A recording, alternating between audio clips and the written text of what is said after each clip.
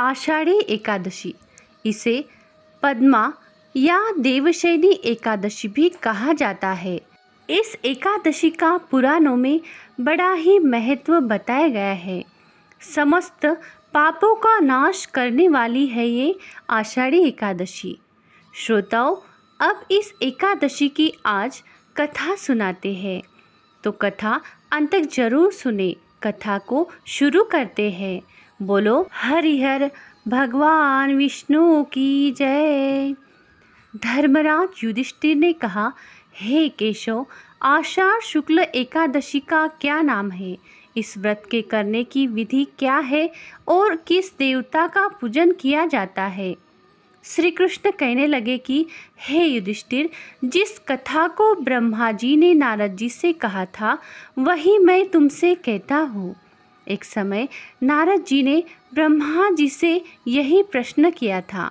तब ब्रह्मा जी ने उत्तर दिया कि हे नारद, तुमने कलियुगी जीवों के उद्धार के लिए बहुत उत्तम प्रश्न किया है, क्योंकि देवशयनी एकादशी का व्रत सब व्रतों में उत्तम है।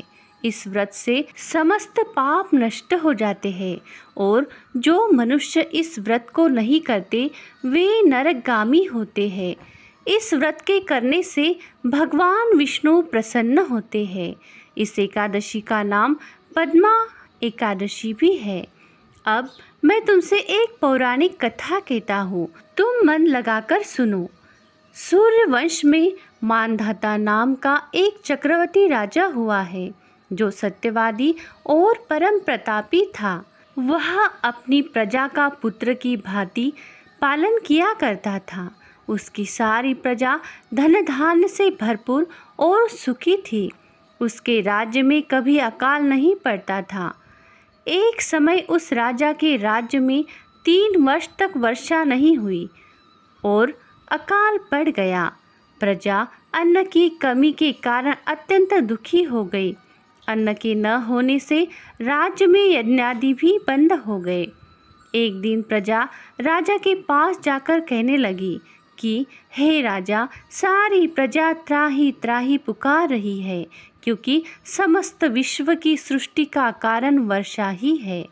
वर्षा के अभाव से अकाल पड़ गया है और अकाल से प्रजा मर रही है। इसलिए हे राजन, कोई ऐसा उपाय बताओ जिससे प्रजा का कष्ट दूर हो जाए। राजा मानधाता कहने लगे कि आप लोग ठीक कह रहे हैं। वर्षा से ही अन्न उत्पन्न होता है और आप लोग वर्षा न होने से अत्यंत दुखी हो गए हैं। इसलिए मैं भी बहुत चिंतित हूँ। मैं आप लोगों के दुखों को समझता हूँ। ऐसा कहकर राजा कुछ सेना साथ लेकर वन की तरफ चल गया।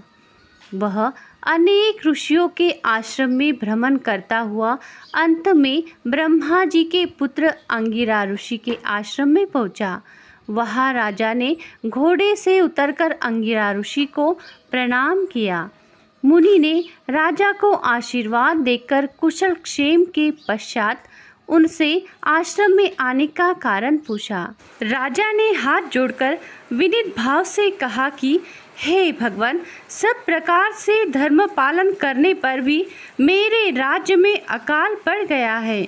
इससे प्रजा अत्यंत दुखी है। राजा के पापों के प्रभाव से ही प्रजा को कष्ट होता है।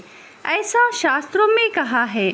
जब मैं धर्मानुसार राज्य करता हूँ तो मेरे राज्य में अकाल कैसे पड़ गया, इसके कारण का पता मुझको अभी तक नहीं चल सका।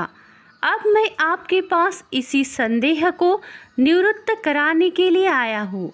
कृपा करके मेरे इस संदेह को दूर कीजिए, साथ ही प्रजा के कष्ट को दूर करने का कोई उपाय बताइए। इतनी बात सुनकर ऋषि कहने लगे कि हे राजन, यह सतयुग सब युगों में उत्तम है। इसमें धर्म को चारों चरण सम्मिलित है, अर्थात इस युग में धर्म की सबसे अधिक उन्नति है। लोग ब्रह्म की उपासना करते हैं और केवल ब्राह्मणों को ही वेद पढ़ने का अधिकार है। ब्राह्मण ही तपस्या करने का अधिकार रख सकते हैं, परंतु आपके राज्य में एक शूद्र तपस्या कर रहा है। इसी दोष के कारण आपके राज्य में वर्षा नहीं हो रही है। इसलिए यदि आप प्रजा का भला चाहते हो तो उस शूद्र का वध कर दो। इस पर राजा कहने लगा कि महाराज, मैं उस निरपराध तपस्या करने वाले शूद्र को किस तरह मार सकता हूँ?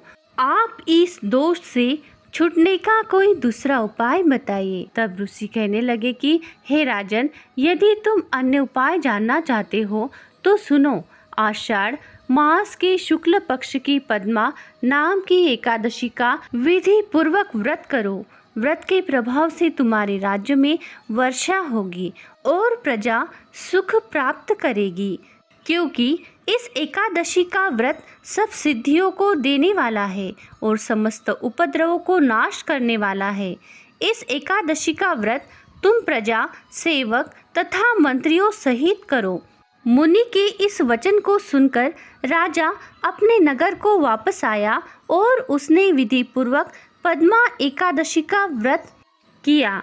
उस व्रत के प्रभाव से वर्षा हुई और प्रजा को अत्यंत सुख प्राप्त हुआ।